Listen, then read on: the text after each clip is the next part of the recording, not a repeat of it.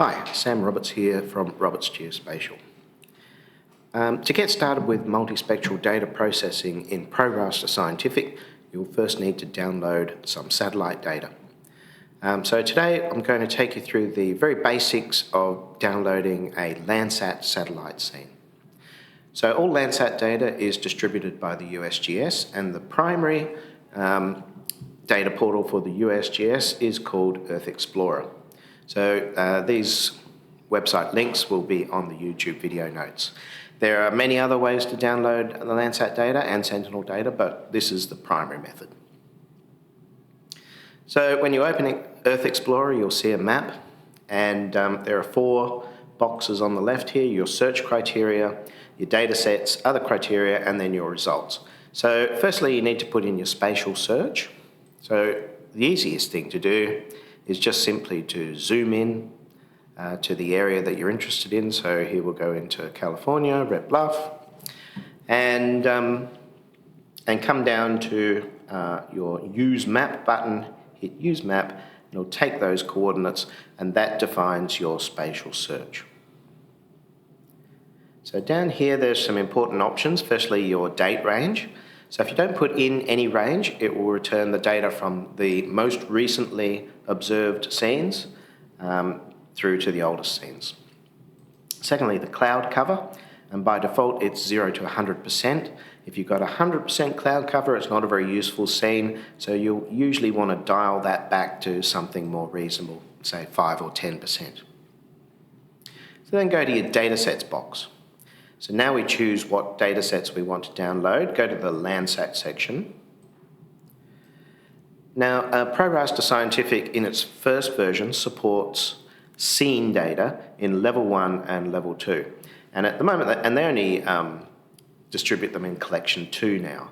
So let's go for level 1, and in here you'll see the various birds listed, and you can choose any bird that you want. Of course, the only birds you'll be interested in for modern data is 8 and 9.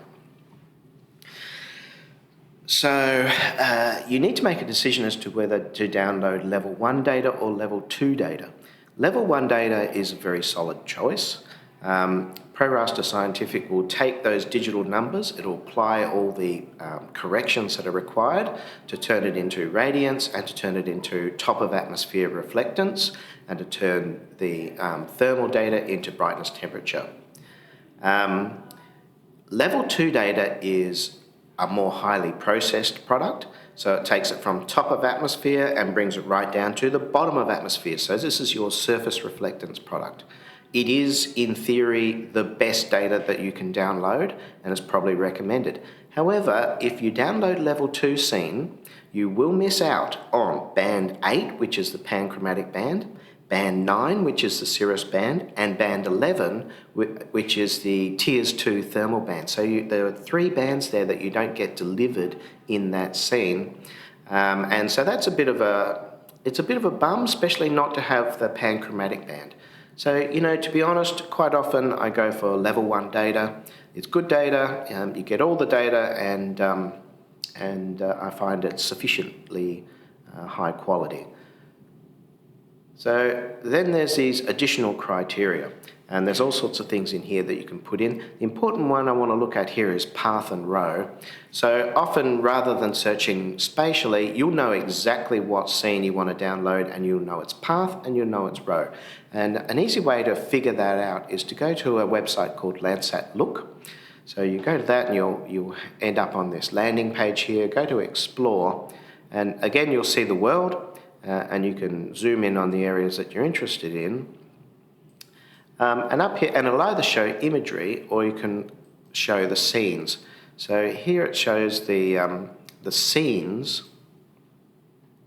So here's Red Bluff, the area that we're interested in, and you can see that it's overlapped by scene 45/32 and 44/32. So 45 is the path and 32 is the row.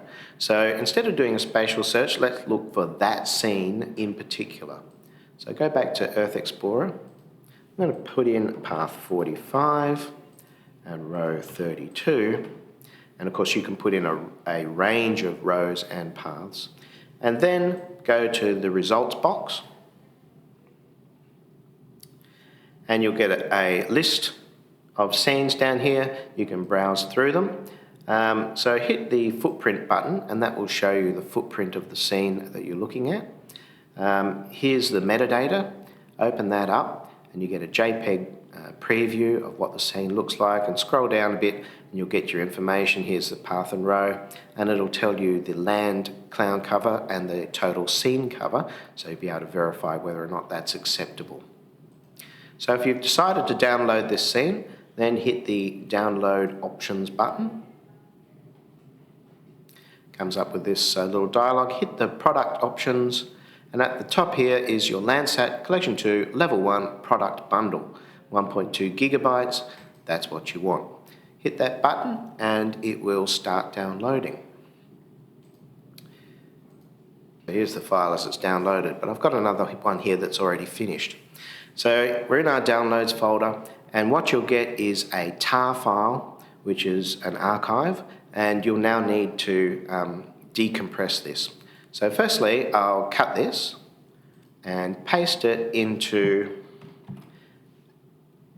my destination folder. So here I'm archiving my data in C, Data Satellite, Landsat, Demo.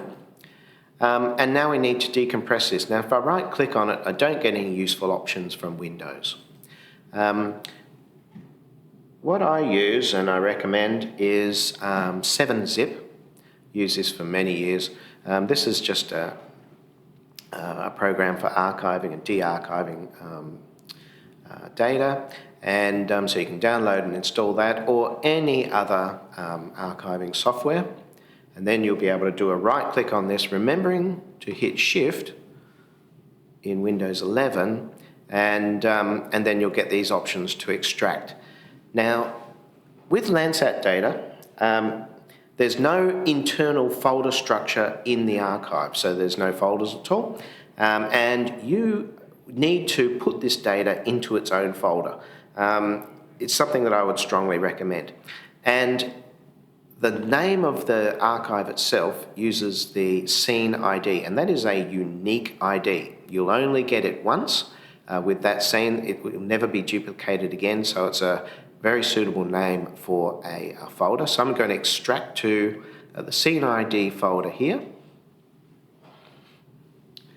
All our TIFF files that ship with the scene. So now I can delete that tar file. I won't need that anymore. So these are the TIFF files that ProRaster Scientific are going to use from now on. So let's go to ProRaster Scientific. Now, in order to use this scene, I need to import it into a multispectral scene database. This doesn't actually make any kind of copy of the data, it just registers the data in the database. So go to the Browse Scene buttons, and I'm going to create a new database. So add scenes to new database by folder search, and this will be Landsat Demo. And put in a description if you like, my Landsat Demo. Hit OK. Now I'm going to browse to the place where I put that new scene, go select folder, and that's going to find that Landsat scene and import it.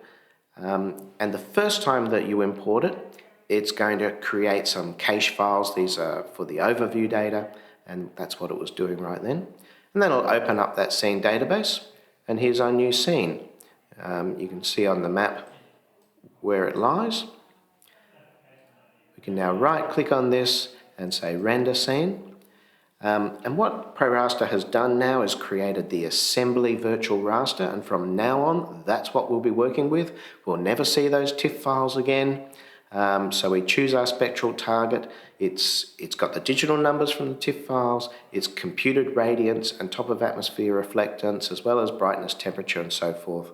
So we'll choose our spectral target, choose our band combination, turn on pan sharpening, and hit OK. And there's our rendered scene. You can see it's quite cloudy. It had almost 10% cloud. So that's a very basic lesson in how to download a Landsat scene and import it into ProRaster Scientific.